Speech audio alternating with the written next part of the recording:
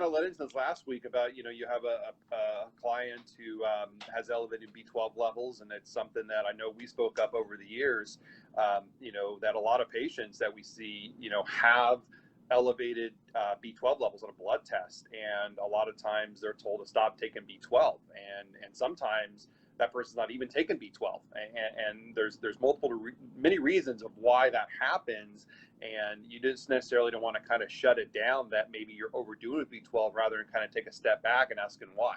Okay, because there's many reasons, and we're going to get into multitude of those things. But why don't you maybe start off kind of, you're the one that wanted to kind of talk about this. Why don't you kind of give your thoughts on it?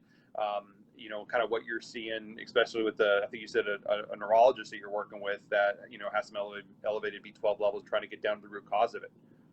Yeah, absolutely. So for all those that are watching this, and a lot of people will watch this as we start to continue to do these consistently, John, but if you're watching this in our live Facebook group or page, please put in your comments and your questions, because John and I definitely want to address this, make this a really interactive hour or a little bit thereof, to be able to answer all your questions. So make sure that if you're watching this either on the replay or live, you put your likes, you put the hearts, you put your comments, you put your questions. Tell us where you're watching from, because the other day, John, I did one from my other group, and I had like France and Scotland, and it's always cool to hear where everyone is talking or paying attention to this.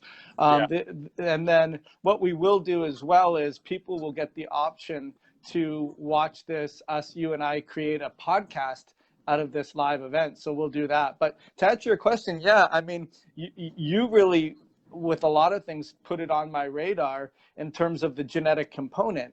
And a lot of people started with MTHFR, and then we started to learn these other more intricate networks of MTR and MTRR, but without getting too fancy, really being able to utilize the different B vitamins, specifically B9 and B12, in order to make energy. And not just energy so that I have energy and I can go to the gym, but energy so I can think properly, or energy so that I don't have fill in the blank headache, or I have neurological problems, or I have GI disturbances, whatever your health condition is. So recently, like you mentioned, I have a client that I'm working with who's a neurologist, and they have very high B12 levels. And I know, like yourself, you see clients all the time that have very high B12 levels, and even clients that are potentially vegans or vegetarians. And then you may say, well, I'm making up for it with taking B12. And then you ask them, are you taking B12? No, I'm not taking B12. And I was thinking, okay, if I've had 2 people this week ask me that question, like, what does it mean? Why do I have high B12 levels if I'm not eating a lot of taking supplements, I'm a vegan, and what does that have to do with everything? I think that's an awesome topic today, because I think you could probably give us a little insight on what would be some of the not challenges, but what would be some of the epigenetic environmental things that would go on your radar, John, for people that have no idea. Okay, well, one of the very first things we think about is you could have this environmentally going on. I think that's kind of a really cool segue into that. Yeah, and the thing is there's a lot of kind of tangents with this topic that we can go, because we kind of even mentioned kind of stepping back and asking the question why, that the answer to that can be different for a lot of different people. So it's not really a simplistic answer in terms of like your B12 levels are high, this is why. There's a lot of reasons. And so one thing I see a lot is somebody gets a genetic test, they have a positive MTHFR, and their doctor tells them they got to take a bunch of B12, which really MTHFR is more about B9, but a lot of people are told that they got to increase their B12, which is warranted because you need that B9 along with B12 to be able to methylate properly. And there's a couple things that play into this. Now, the first thing, and just kind of disclaimer out there, is if you have elevated B12 levels, there can be some serious issues, and so, you have to let somebody that understands how to interpret blood work to look at other ominous factors, because from a pathological standpoint, there are some serious issues that somebody can have with elevated B12, especially if they're not supplementing with it. There's different cancers or anemia components that can be factors of that. But once you've kind of ruled that out, and those things are very, very rare with elevated B12, because I see someone with elevated B12 levels on a blood blood panel almost, at least every week. There's usually multiple people every single week that have this coming in, that's been checked and their B12 levels are elevated. But realize that, you definitely want to have somebody, look at the rest of your blood, look at, white blood cell counts that could rule out that there's not something serious going on. And like I said, that is rare. That's kind of our disclaimer there from that standpoint. But if that's been ruled out, now we're trying to figure out, okay, the causative effects. And obviously, there's a scenario where somebody's supplementing with B12, okay? Or realize, there's a lot of B12 that's fortified into foods, or maybe they're eating a lot of processed foods, and so their dietary intake of B12 is high as well. Now, the problem with, from a supplemental standpoint is automatically they're told they got to stop taking B12, and that may not be the answer for a couple of reasons. Number one is, a lot of the supplemental excess B12 you're going to urinate out. So even though the B12 is high in the blood due to supplementation, you're going to urinate out a lot of the excess. So you're not going to really create a toxicity issue, but you still want to take a step back and ask, why is your B12 high? And so I try and keep it really simple. There's a difference between inside the cell and outside the cell. All right. And when you're getting your B12 levels checked, typically it's a serum-based B12 that's measuring how much B12 is in your blood serum, which is measuring how much B12 is outside your cell. It's not really telling anything about what's going on inside your cell, and inside your cell is where the magic happens. So you can have excess B12 outside your cell and still be completely deficient inside the cell, and that's where the problem lies. And so there are advanced tests, like micronutrient tests, looking at methylmalonic acid. There's other things you probably want to take a step back and look at to determine, are you truly deficient? And now you get into the epigenetic stress, right? There's a lot of factors of why somebody has issues with high B12 outside and low B12 inside, and they have a problem transporting B12 from one place to the next, which is causing that B12 elevation. There's genetic factors that play into this, but there's a lot of epigenetic stressors that play into this. And there's things like heavy metals are a big one, lead, mercury, aluminum, excess candida. Those are big players. When I've spoken at dental conferences about mercury and B12, we're kind of talking about this kind of same concept. And heavy metals and some of these other chemicals like pesticides and herbicides we get in our diet all the time are big factors or big epigenetic stressors that will block down or really slow or shut down certain enzymes that are responsible for either getting B12 to absorb into our cells or for allowing our methylation cycle to adequately use that B12 to fuel methylation and detox and energy production, and the list goes on and on. And so really, whenever you have elevated B12 levels, you got to take a step back and you got to kind of look at that perfect storm. What are the genetic and epigenetic factors that are not allowing adequate B12 to transport from outside to inside? Because most people I see with elevated B12 levels, you look at an organic acid, look at a methylmalonic, or you look at a micronutrient test or spectrocellular vibrance, and their B12 levels are deficient or trending that way.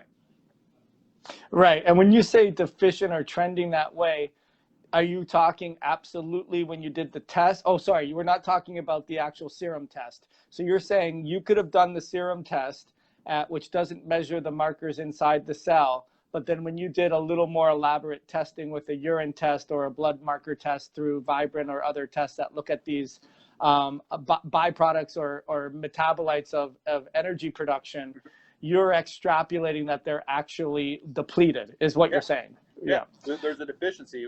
There's plenty of B12 knocking on the door, but for some reason or multiple reasons, their body's not able to utilize that B12 or transport that B12 adequately for conversion issues. And so you can look at, white blood cell, red blood cell B12 levels. And a lot of times somebody's got very, very high serum B12, the cellular or intracellular B12 markers are low or trending low. Or you look at, like I said, a urine organic acid test that measures a methylmalonic acid, which looks at a mitochondrial byproduct of B12 utilization, and that is a marker that's elevating, which indicates that there is a deficiency or a lack of utilization of B12 in the cell. And so does that person necessarily need to stop B12? Well, maybe not. You got to kind of put your detective hat on and figure out, why can't that person transport or utilize that B12 that they're getting in diet or that they're supplemented with, from a standpoint. Now, if somebody's not supplementing with B12, or if they're not, if they're a vegan, they're not getting a lot of B12 in the diet,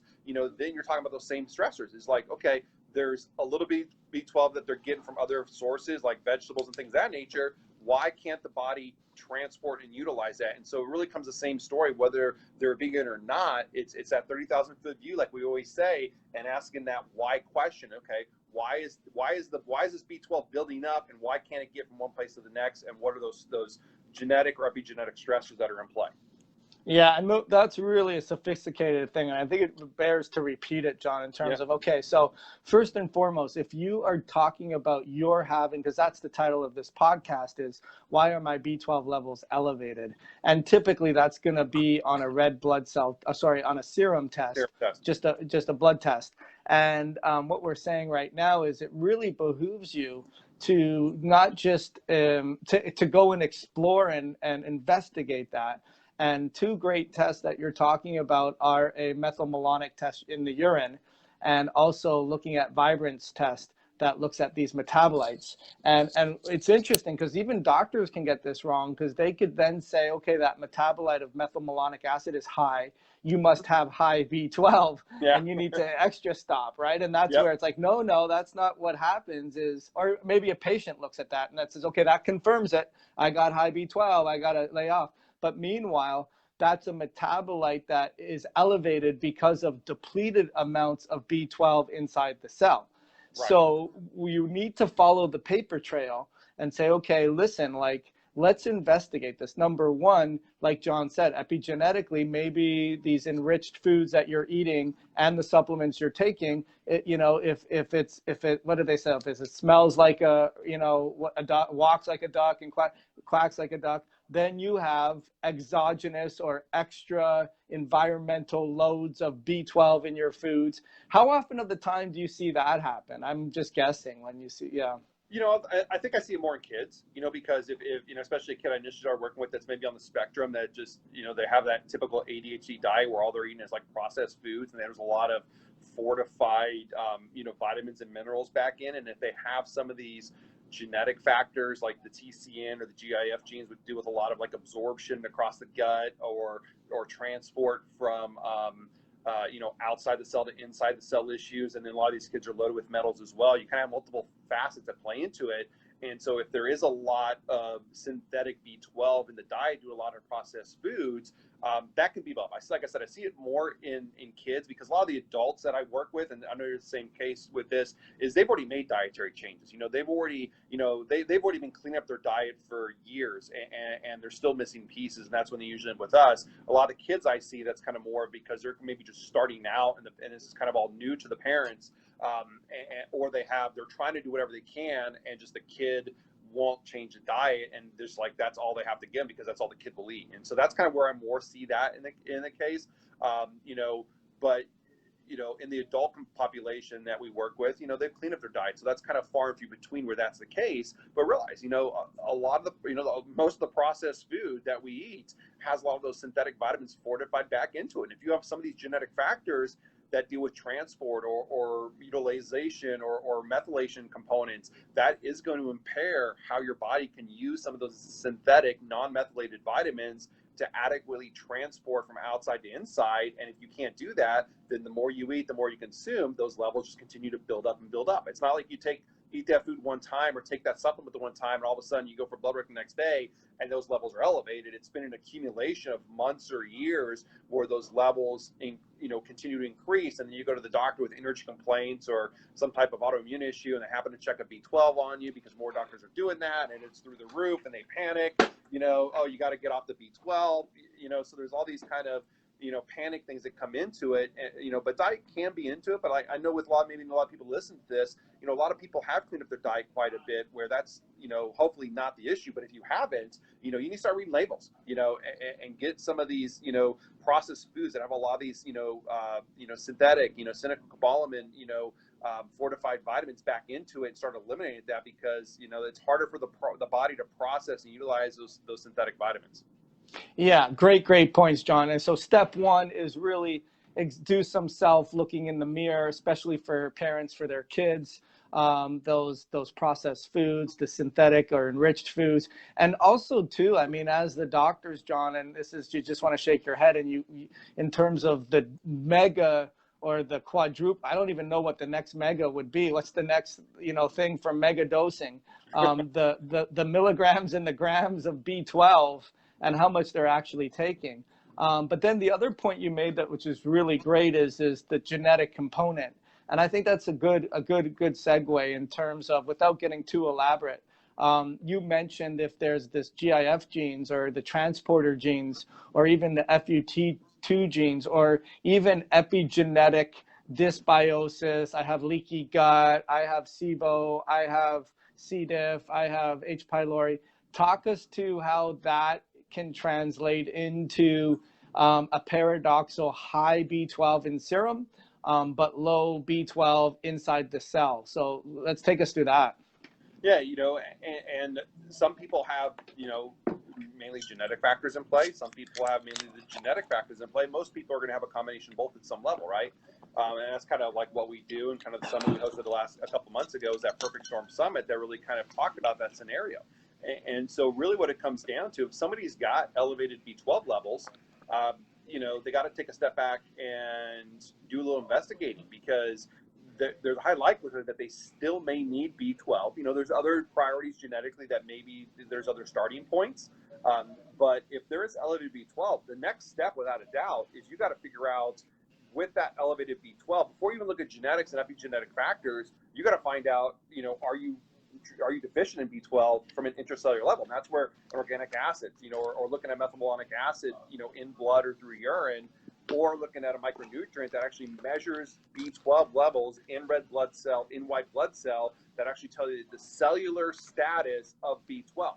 And to me, I have patients from time to time say, do you think we should run a B12 based on the genetics that we talked about? I'm like, to me, I don't need it. To me, it's a wasted marker, because if it's high or low, I'm looking at serum. You're talking about serum. Yeah, serum. Looking at B12 serum, to me, doesn't make a whole lot of sense, because yes, if it's high or low, there's other factors we want to look at. But the thing is we're looking at those other factors anyways. That's going to give us a better depiction of utilization and absorption of B12. That's going to give us more insight into why somebody's suffering with the symptoms that they're experiencing.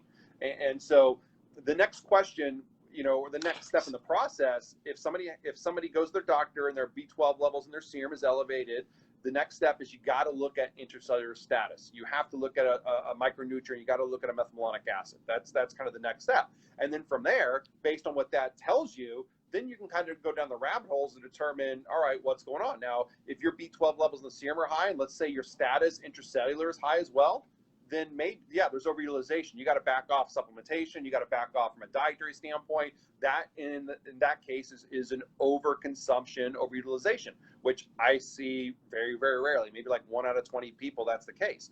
More often than not, those levels are trending lower. Okay, and so then once you figure out that, okay, B12 levels in the serum's high, these other advanced test levels are low or trending low, there's a deficiency or a transport component, then you're going to want to look at key genetic factors that play into that. Then you're going to want to possibly take a step back and look at those epigenetic stressors that deal with, gut bacteria or candida or heavy metals. There's a few usual suspects that are on the table that are starting points, metals being one of them, that you're going to want to, do an advanced test to look at that status, because you can take all the B12 you want and try and think that I'm going to work on this kind of pressure grading standpoint where if I take enough, eventually enough's going to push in, okay? But if you got a heavy metal like mercury or aluminum or lead that's sitting there blocking that receptor site, you can take all the B12 in the world. You can eat all the red meat in the world, but that B12 is not going to transport in because that epigenetic stressor is blocking that. So when I look at it from a standpoint of the patient, there's kind of a couple steps in the process. If somebody comes with elevated B12, most of the time I'm looking at genetics first, just because that's how I do. But if somebody is not working with us, the next step is looking at one of these advanced blood markers to determine, are they good or are they deficient? And I would say 60% of the time, that person probably is going to be deficient inside the cell. And then from there, you go to the next thing in terms of that investigative phase, which is looking at the genetics and the epigenetic factors. And then when you start addressing those genetic and epigenetic factors, then what happens is you are more effective and more efficient at allowing B12 to get into the cell and be utilized. And then you start seeing that those B12 levels start kind of ticking down into normal ranges, because you're using what you're supplementing with and what you're getting from a dietary standpoint a whole lot more effectively. Yeah, awesome answer. So as far as, transcribing this and making a nice blog post, we can have a good cheat sheet, all right? So step number one really is to, examine your dietary habits and your supplemental habits. And just as an aside, I know it's a hard prescription to give, but what do you see as being too much when someone may be taking some B12 if they're not looking at their diet, like dose wise, like micrograms, milligrams, grams, like what on the high end, John, do you see? So from a standpoint, usually if somebody's got elevated B12 and there's a need for it, then we're kind of taking it down to like micrograms, and then a lot of times, because if a lot of times I'm thinking that, okay, from a genetic standpoint, I see a lot of times that there's issues with transport, and even when there's these epigenetic aspects, there's issues with transport from outside to inside the cell, and so you can't just bombard maybe with a high dose. So sometimes you got to maybe microdose. But what I usually do anyways is I switch up the form of B12. Okay, if somebody's got elevated B12 and they're like dependent on that B12 for energy, I'll shift them to an adenosine B12 out of the gate. Just say, hey, we're going to take a different form of B12 that is utilized a little bit differently, that it can easily or easier penetrate into the mitochondria. They use different enzymatic functions to be able to transport. So I'll switch up the B12 out of the gate while we're investing the standpoint to an adenosine form, and then that way we can kind of keep the dosage at what is a dose that they notice a therapeutic benefit from, right? But if they're going to stay on a methylated form B12, then it's something where I'm talking more micrograms, where I'm doing maybe like 500 micrograms and maybe doing that 2 or 3 or 4 times a day every couple of hours, to take some stress off the receptor sites, to kind of calm that story down so that we can possibly get a more efficient transport by taking away that kind of high dose. Because a lot of times you look at the dosage of what people are doing in B complexes, you're talking about, thousands of milligrams, like maybe 1 or 2 grams that they're taking in one dose, which can be, just blowing them out of the water faster than their genetic expression can absorb and. Yeah, great point. And that's what what do you, say again. Yeah, what do you see? What do you think from a dosage standpoint they usually do? Pretty much same as you. I mean, if I see them and there's take the high dose B12s, I mean, they don't even know how much they're getting in their injection. They don't even know number one. So they're getting an injection, but if they're doing supplements, the problem is it's all of the different formulations that have B12 in it. Yeah. And some of them have 1,000 micrograms or 1,500 milligrams, and so I start to think automatically. I've even seen, you've probably seen that too, in terms of 5 milligrams, or their doctor has them on just crazy doses. But as far as, John, what was the test now of the intracellular B12 that people are looking at, that they mentioned methylmalonic acid, and what other metabolites would they determine after they've seen that, they've assessed their diet, they realize? And I would say with that call, doing a roll call on your supplements, right, and making sure that you're not taking 1,000 and 1,500 milligrams here, 800 micrograms there, adding all that up on top of the processed food that you're getting, and then looking at the intracellular values to see if they're low. They can go to LabCorp for that too, right, John? They can just do a methylmalonic urine test. Yeah, so to kind of add to you made a great point about like other supplements. I see this a lot too, where it's like maybe they're doing a B12 injection, or they're taking a B complex, or they're taking a B12 by itself because they have MTHFR, but then they're taking a multivitamin, right? That's got, right, like I said, 1,500, 2,000 milligrams or something, of B12 in that, and then they're taking maybe another product for methylation, or they're taking another product for inflammation that's got B12, and it's like next thing you know, you add up the amount of B12 they're taking per day, it's like 5 grams plus. It's like, right, there's oversaturation of receptor sites. So that's a great point from that standpoint. It really add up. But yeah, LabCorp, is a good starting point. Because that's something that a doctor can run. You can find those online. Through, discounted, blood panel sites. You can do that through urine or blood. I recommend doing it through urine. I think it's a little bit more sensitive to really determine utilization, especially of how your mitochondria is using B12. But the next step is definitely a methylmalonic acid. And then from there, you can look at an advanced test, which is a micronutrient test, which there's 2 main companies that are the kind of gold standard for that SpectraCell test. But they actually measure the nutrient status inside the cell, and they'll look at white or red blood cells for different nutritional markers to determine, all right, we don't care how much is in the serum. This is a test that's measuring how much is inside the cell, because inside the cell is where the magic happens, But if you have elevated B12, next step is definitely methylmalonic acid, because that's going to give you insight. And if that's something that's high or trending high, there's a deficiency that's there. Now then that next step, which you kind of like on a blog, kind of mapping this out, right? The first couple steps are cookie cutter, right? You got elevated B12 in the serum. You want to look at something else that determines intracellular status.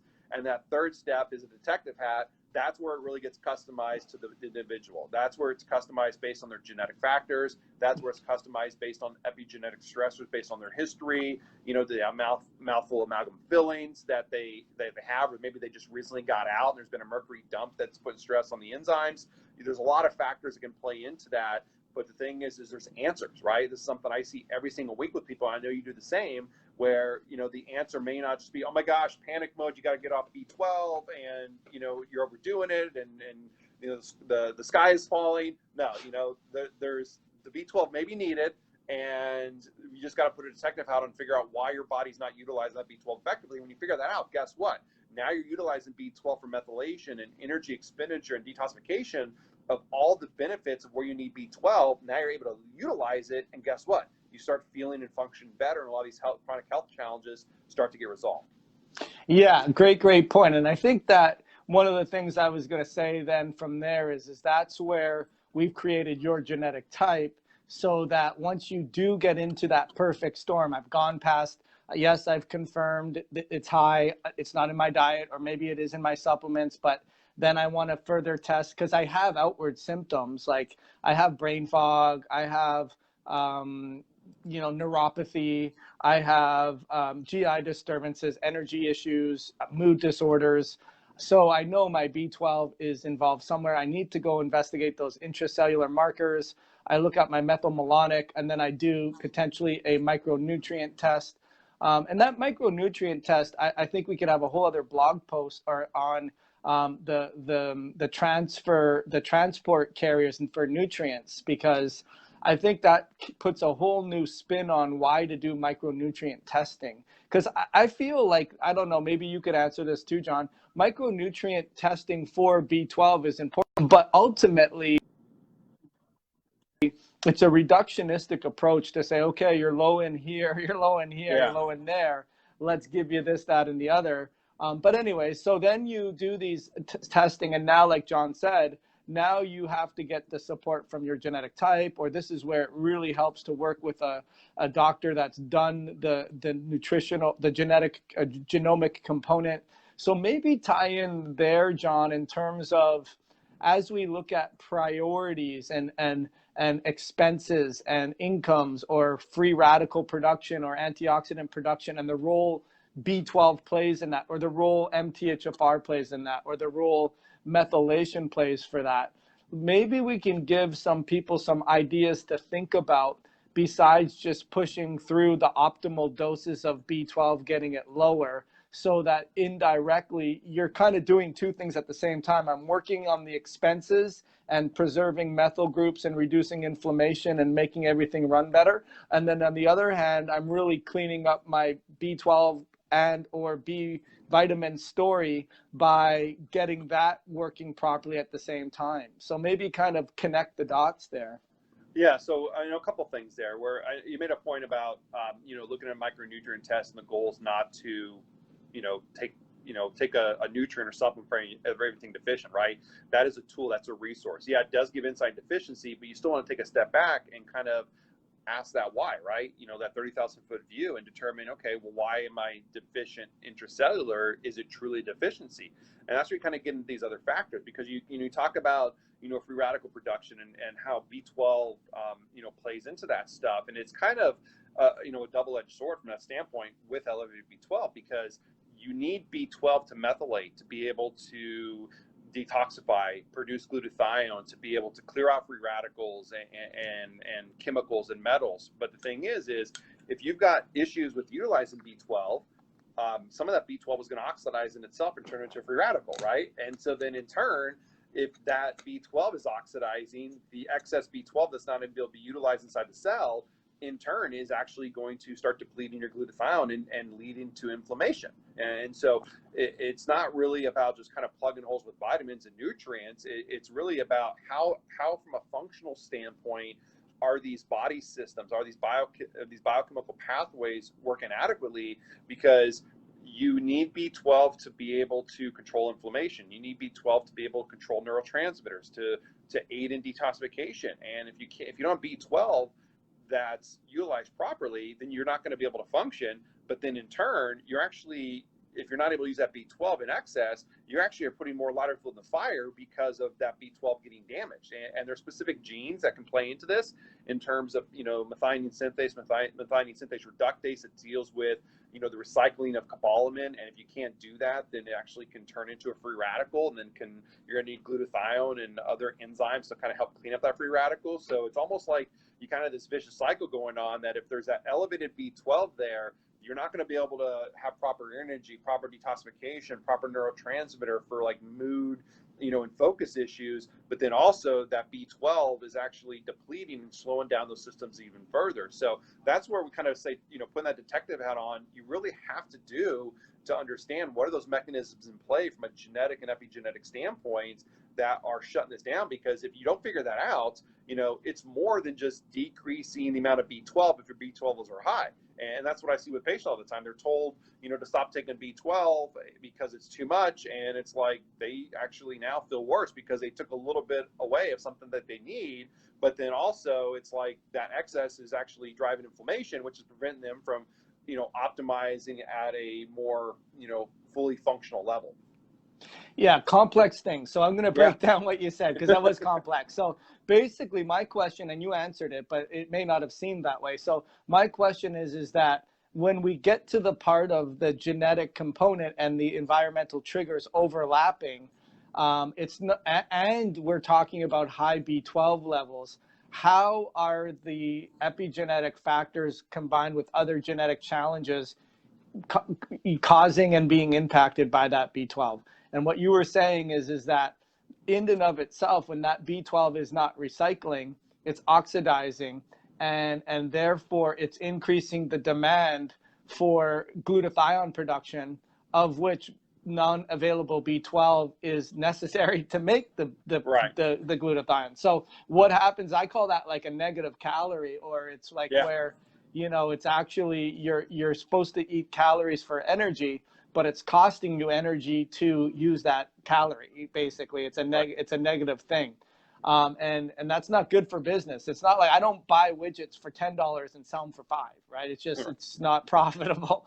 So anyways, as far as just foundational stuff, because I want to give the listeners, this is high level stuff, some complex, some very basic stuff to walk away with. So we gave them great information already in terms of, okay, make sure you address your diet and you look at your supplements and you understand what the challenges are. Make sure you delve a little deeper into look at your metabolites to confirm that it is a micronutrient deficiency inside the cell, which means you're not getting from point A to point B very well.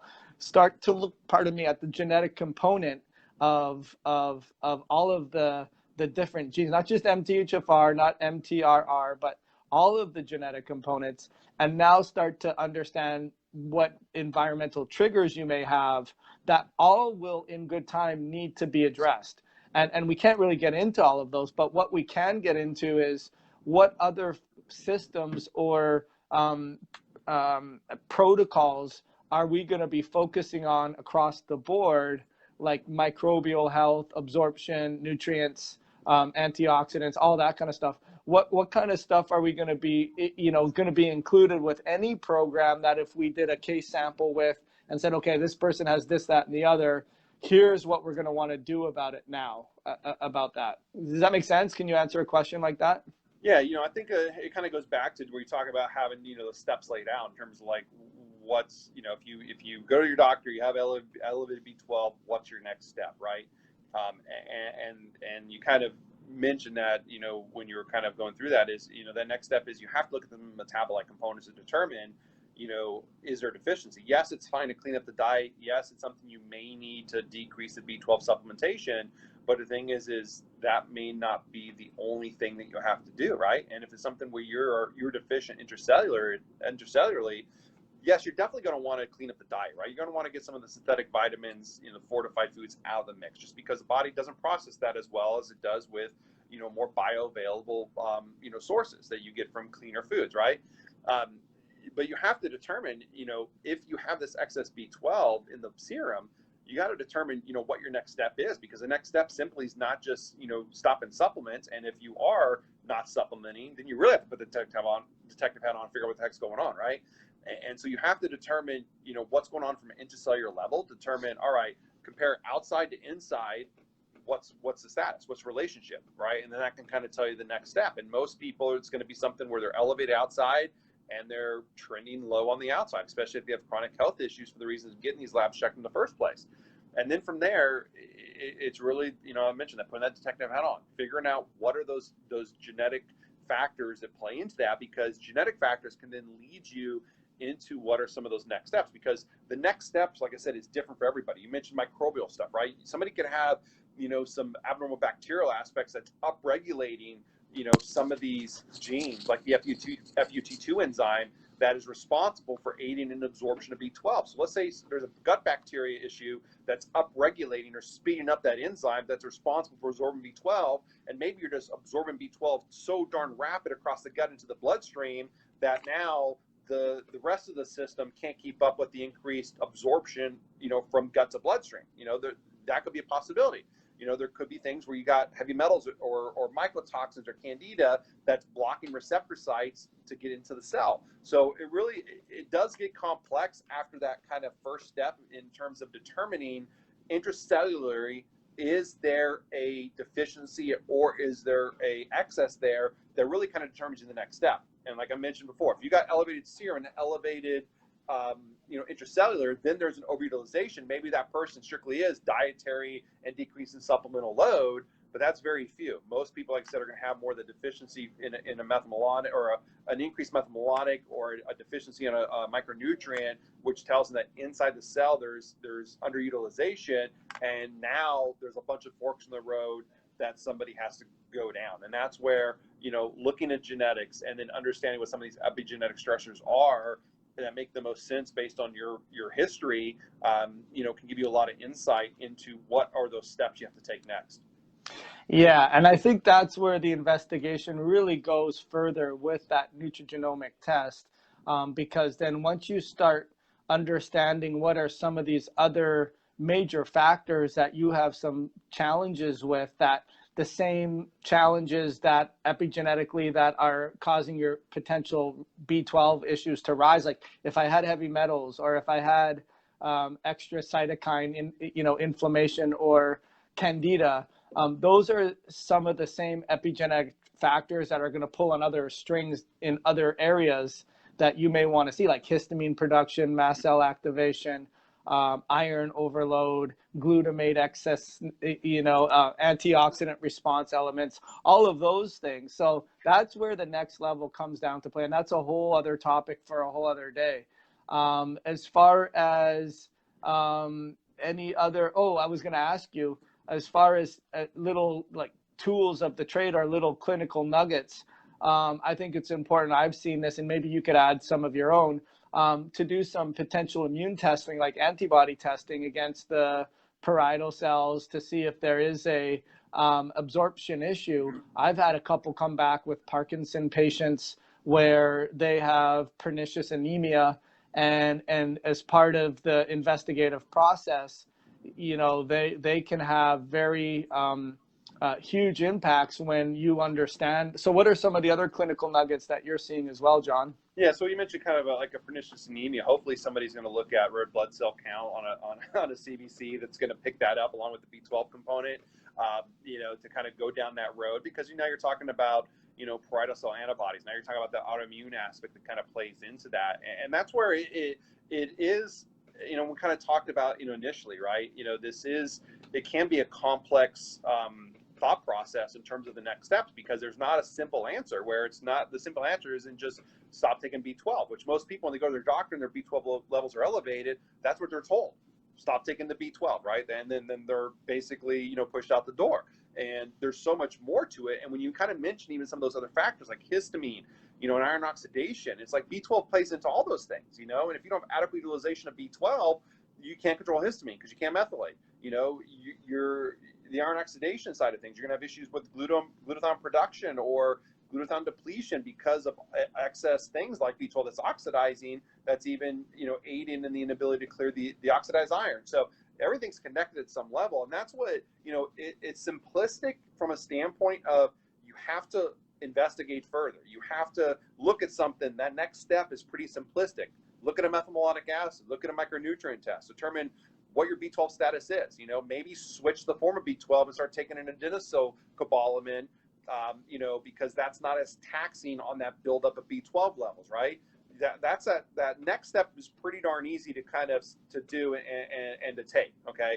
But then when you go from that second to that third step, there's a whole bunch of forks in the road. There's a whole bunch of rabbit holes that you can go down, and that's where genetics can give you an insight, right? Genetics can maybe prioritize what rabbit holes should you maybe put your priorities in. You know, do you have a lot of these genetic factors that deal with regulation of absorption of B12 across the gut? You know, then you're thinking like, are there GI issues that are speeding up the absorption of B12, right? Or if you have low B12, the kind of a different topic from this, are those genes maybe slowed down where there's issues absorbing B12 from the gut and the bloodstream, you know? Or is it maybe somebody's got an issue with methylation activity with the MTR gene, where, you know, they're not able to recycle their methylated or unmethylated B12 adequately. That's causing the system to kind of back up and then causing the serum B12 levels to rise. So genetics can give you a little insight in terms of like, okay, where do you kind of push all your chips in? You know, like which rabbit hole do you need to go down to determine, all right, what is my next piece to investigate? And what I've seen, you know, working with patients is usually there's like one or two stories that are kind of like, you know, you got that flashing neon sign saying, look here, look here, look here. And more often than not, it's like one or two pieces of the puzzle that we got to figure out that then now starts getting levels to be in a more systematic kind of process where now you see, okay, yes, there's serum B12 levels normalize out, methylmalonic acid levels restore, and they're feeling and functioning better, you know, day in, day out. You get the systems working more efficiently and more effectively, and that's what it's all about. It's not chasing numbers. It's not about plugging holes with different vitamins. It's about getting our biochemistry to function at a more optimal level, and when we do that, we heal, and and a lot of these chronic symptoms that people suffer with resolve, and they stay resolved. And so that second or third step can be different for different people, but genetically, a lot of times there's a flashing neon sign that says, look here, look here, look here first. And that's where you want to start and really, you know, put all your resources in to determine how that's affecting everything else further upstream. Yeah, it's a great point. And that's how we work in terms of, and people are always wondering, okay, like Karate Kid, like when am I going to start fighting? Like when are we going to start doing some work here for my B12? And it's like, well, we are, you know, like your oxalates and your glutamates and your iron overloads and your histamines, or wherever is really creating a backlog or depletion or, you know, a lot of, you know, havoc downstream. And you got to think of that B12 once all of those initial checklists are checked, that those are consequences or effects, not necessarily causes. So that's a great point. So as far as the tools we create, John, why don't we tell, I mean, the listeners how they can learn more, and really get some good insight on what we're teaching for them. Yeah. So, you know, one thing that, you know, I was thinking about this right before you asked that was just, you know, being able to kind of talk about, you know, your genetic type concept, because if we talk about, you know, that second or third step, right, it's different for everybody. And one of the great things that maybe somebody can do to kind of get a jump start on that is determine what their genetic type is. And so based on the research that we've done over the years and working with clients, you know, from a genetic and epigenetic standpoint for years now, we realize that a lot of people fall into one or two of these core genetic types. And what that does is it determines where your starting point is, right? So if you've got these elevated B12 levels and you do that second step, and now you're trying to transition from that second to the third step, which is looking at the genetic and epigenetic factors, and now you're kind of scratching your head and you're like lost and like, where do I go now?